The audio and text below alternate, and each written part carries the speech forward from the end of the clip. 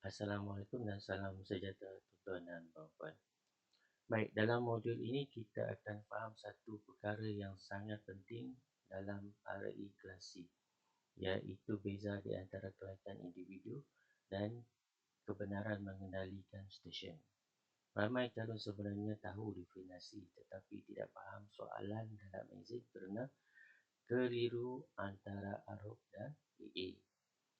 Hari ini saya nak pastikan tuan-tuan dan puan-puan bukan sekadar hafal tetapi betul-betul faham bagaimana sistem ini berfungsi di Malaysia. AROC bermaksud Amateur Radio Operator Certification. Ini ialah sijil untuk individu, maksudnya ia membuktikan seorang itu layak menjadi pengenali radio amatur selepas lulus RI. Bayangkan begini, AROC ibarat lesen memandu. Apabila kita lulus ujian memandu, kita layak memandu. Tetapi, adakah itu bermaksud kita sudah ada kereta dan boleh terus ke jalan raya? Belum tentu. Itulah fungsi AROC. Ia membuktikan kelayakan, bukan kebenaran mengendalikan stesen. Sekarang kita lihat AA pula. AA itu Apparatus Assignment.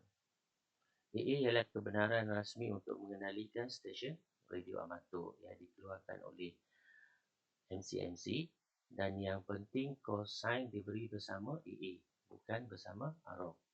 Jadi tadi AROC ibarat lesen memandu, AA pula ibarat pendaftaran protek kenderaan. Tanpa AA, walaupun AROC ada, anda masih belum dibenarkan untuk transmit. Sekarang mari kita uji kefahaman dengan situasi. Baik. Situasi pertama, seseorang lulus RI dan ada AROC tetapi belum memohon AA. Bolehkah dia transmit? Jawapannya, tidak boleh. Okey.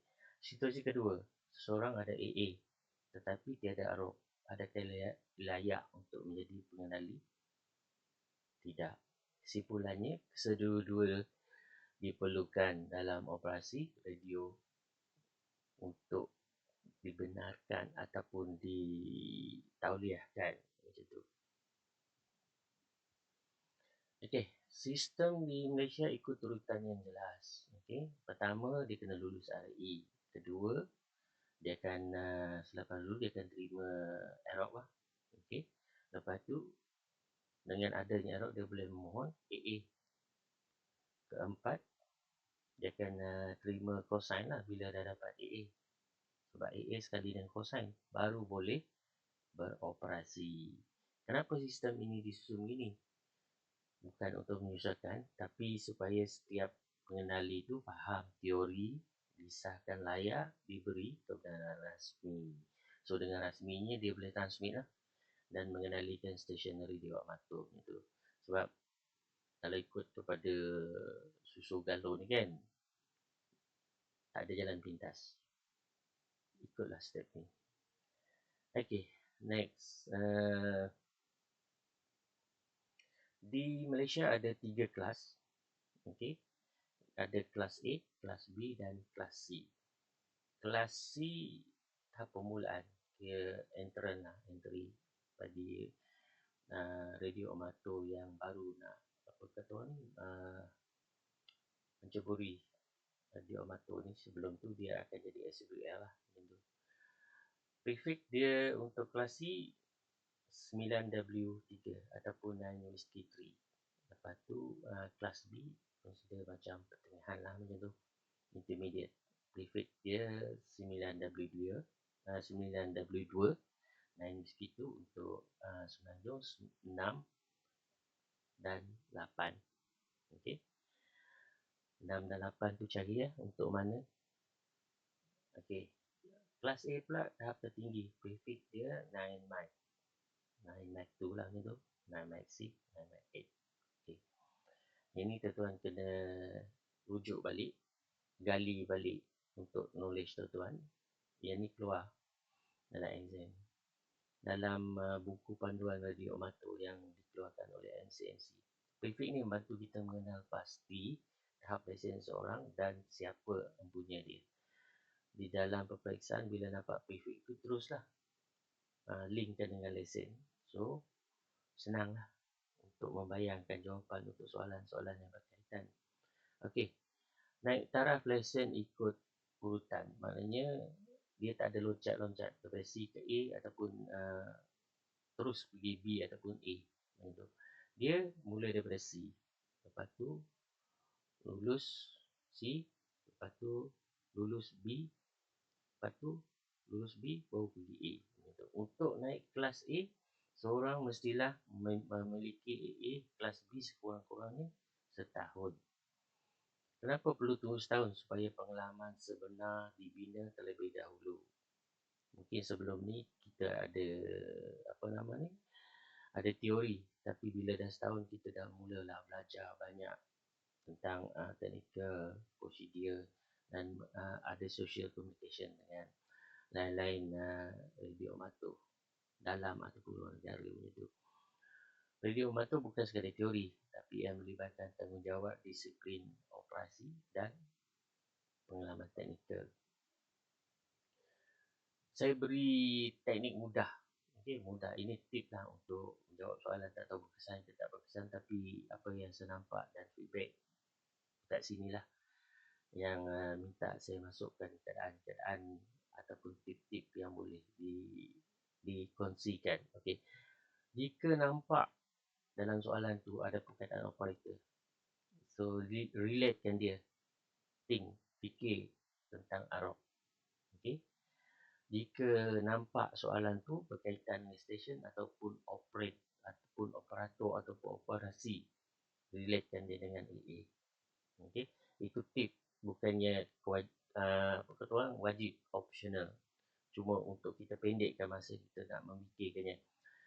Okey, jika nampak prefix 9W2 ke 9W3 ataupun 9N, so think mengenai kelas lesen. Okey, guna teknik ni untuk elakkan kesilapan menjawab soalan. Baik. Slide ni consider pentinglah untuk refresh balik semua sekali. Okey. Ingat, Aerob tu adalah untuk operator ataupun pengenali individu, manusia. Okey. AA tu untuk stesen. Okey. Aerob tu Amateur Radio Operator Certificate. Okey. AA tu Apparatus Assignment. Okey. Urutan wajib dia, kalau dah lulus RAE akan dapat Aerob, lepas tu akan dapat AA. Dengan adanya AA, baru ada call sign.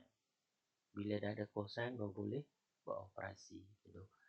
Dan ayat selamat untuk peperiksaan, seorang mestilah mempunyai Aerob dan AA sebelum mengenalikan stesen radio amatur.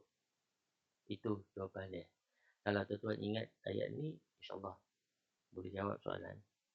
Okey. Okey, next. Baik, setakat ni kita sudah faham konsep asas. Lepas tu kita akan masuk ke bahagian soalan untuk menguji kefahaman dan memastikan konsep ini benar-benar jelas. Okey. So, 2 slide yang terakhir ni mengandungi 8 soalan lah. So, tuan-tuan tengoklah satu-satu soalan ni, kaji balik dengan 8 slide yang dah sedia ada. So, kalau tuan faham tu jawab. Lepas tu kalau tak faham, ulang balik macam tu. Terima kasih tuan-tuan atas perhatian dan sudi hadir ke channel saya. Jika ada sebarang soalan mengenai peranan badan kawal selia ke ataupun yang berkaitan amateur radio, boleh komen bawah, insyaAllah ada kesempatan saya akan jawab. Sebelum saya mengakhiri kelas video ni, sila cuba jawab soalan-soalan dalam 2 skrin tadi ni, menguji kefahaman tuan-tuan dan puan-puan. Jika tak faham, ulang semula sampai faham. Ini yang berkaitan dengan slide yang kita dah tayangkan tadi tu, 8 slide tu. Okey. Ini soalan yang contoh soalan yang kedua. Okey. Terima kasih. Dalam video seterusnya kita akan mula belajar topik seterusnya, itu operasi stesen dan tanggungjawab operator. Okey, itu saja. Sekian, terima kasih. Jangan lupa subscribe dan Pujang Radio Amatur. QRT 73.